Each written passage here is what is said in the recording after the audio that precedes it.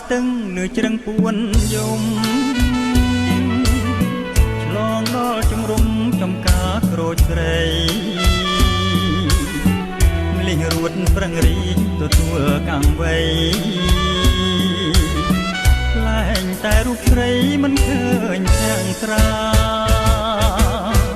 អូនដើរបេះក្រូចបងលួចមើលមុំចំការស្រីធំជាច្រើនហិកតា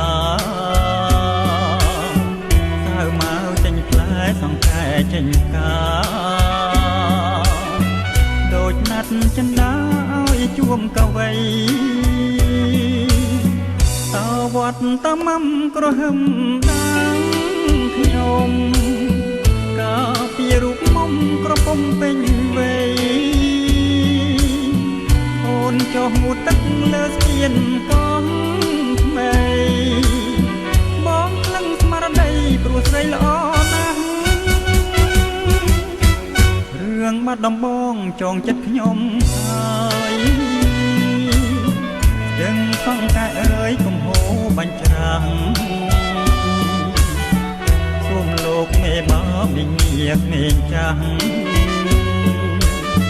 ជួយប្រណីខ្លះដល់កវីផង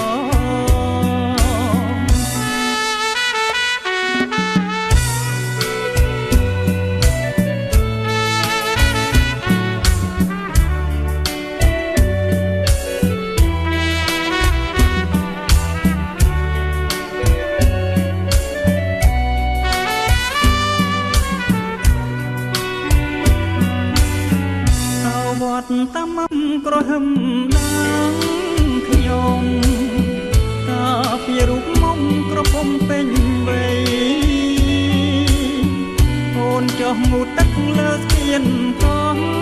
ថ្មីបងក្លឹងស្មារតីព្រោះស្រីល្អណាស់